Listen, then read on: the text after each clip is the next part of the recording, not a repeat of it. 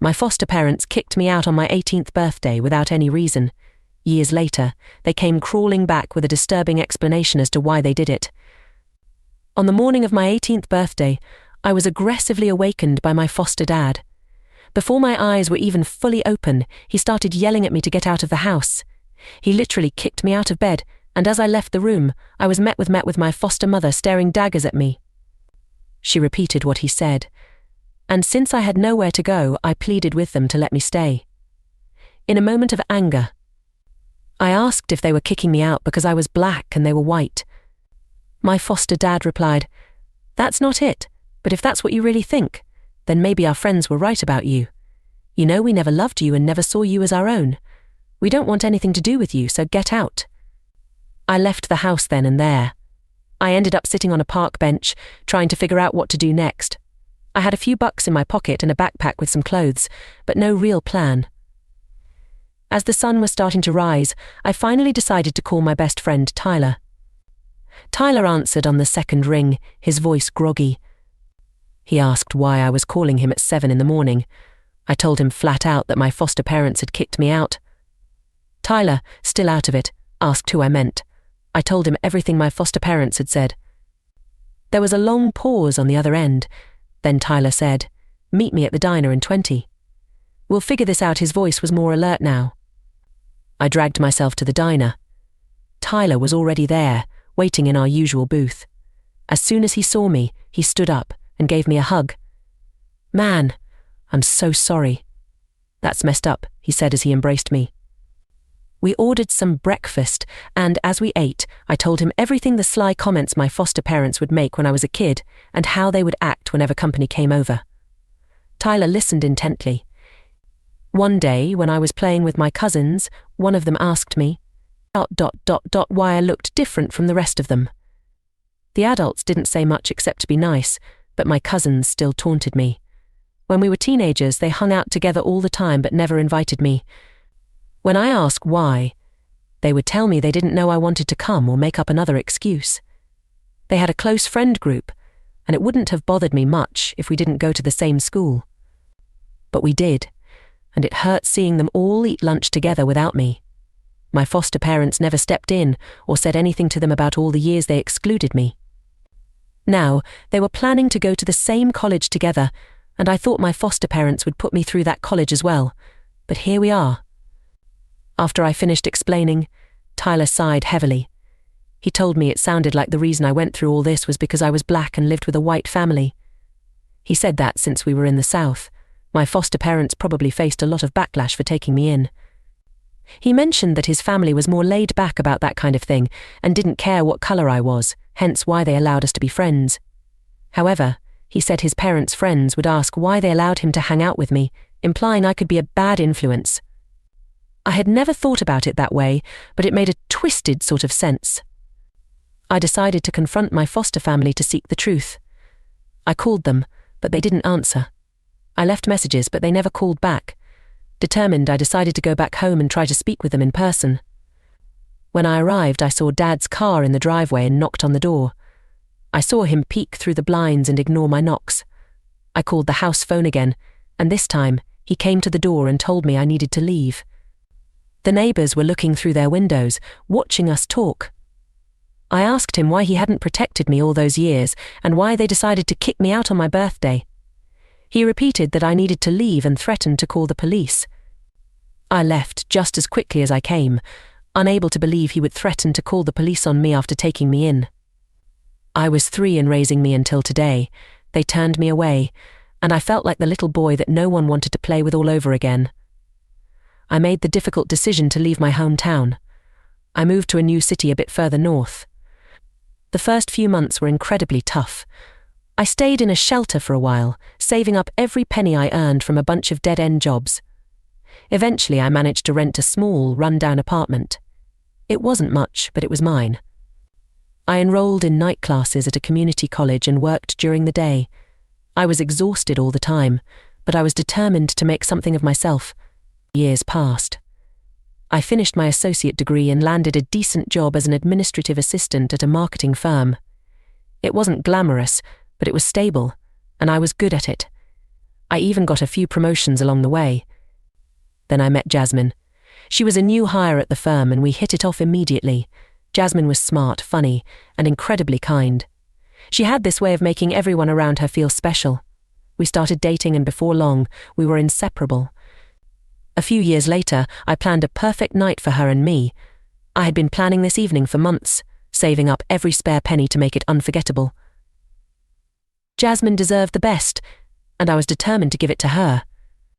We arrived at the rooftop restaurant just as the sun was setting. The sky was beautiful, painted in pink and gold hues as the sun set.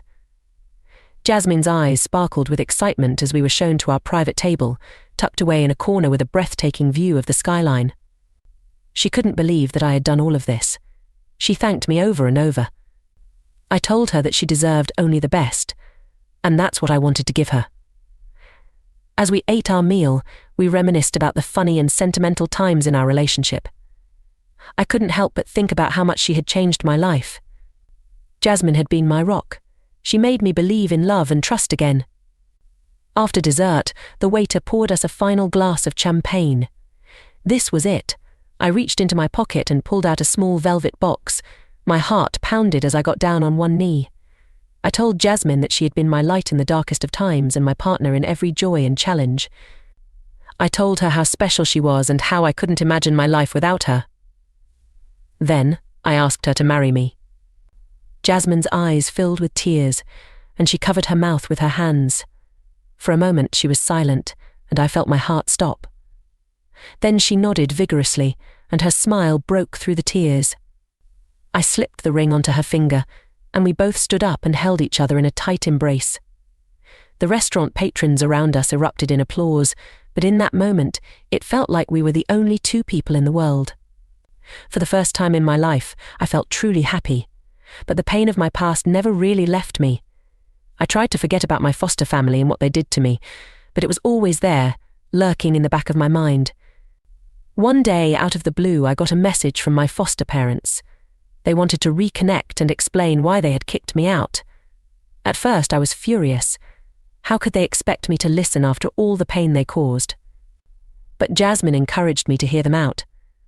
Reluctantly, I agreed to meet them. The first time seeing them again was tense. My foster father spoke first. He sounded regretful and said he owed me an explanation. He said when I turned 18, they found out that thousands of dollars of their emergency cash had gone missing.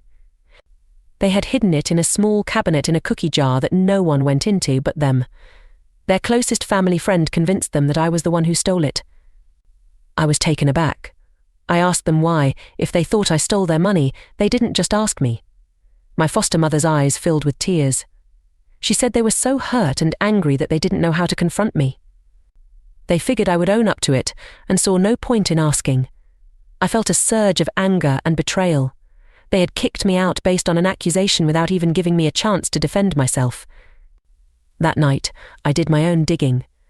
I started by combing through the profiles of my foster family and their circle of friends, looking for any clues. I scrolled endlessly through posts, pictures, and comments, hoping something would jump out at me.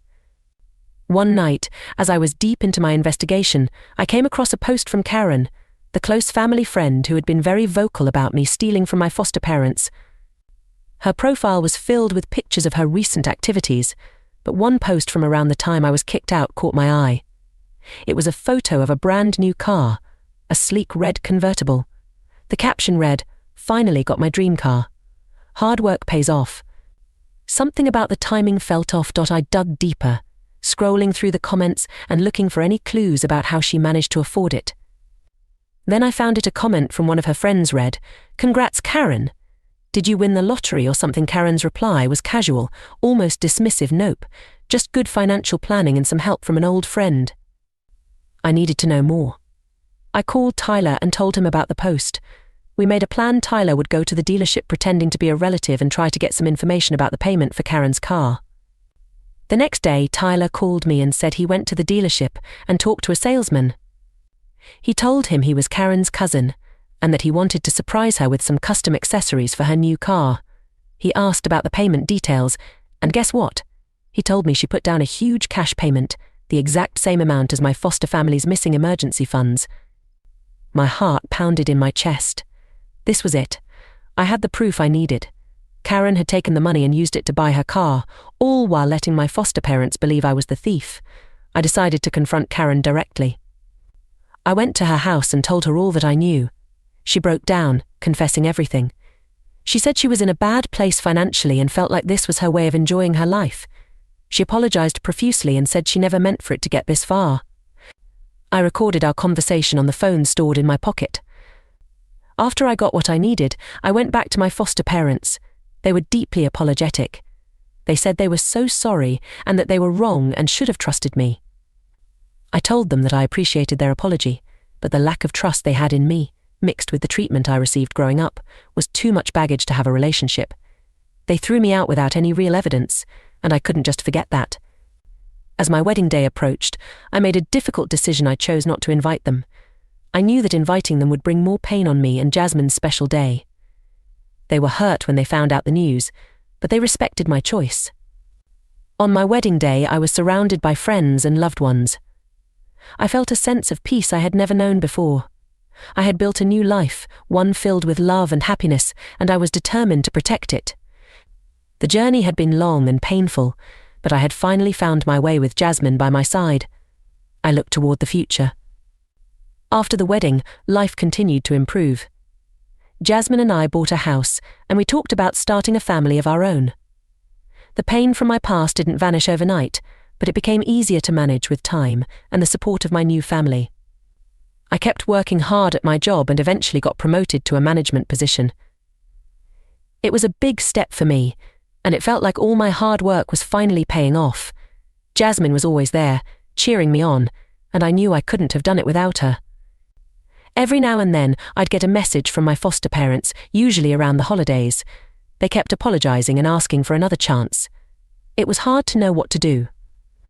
Part of me wanted to forgive them, to rebuild some kind of relationship, but another part of me was still so hurt and angry.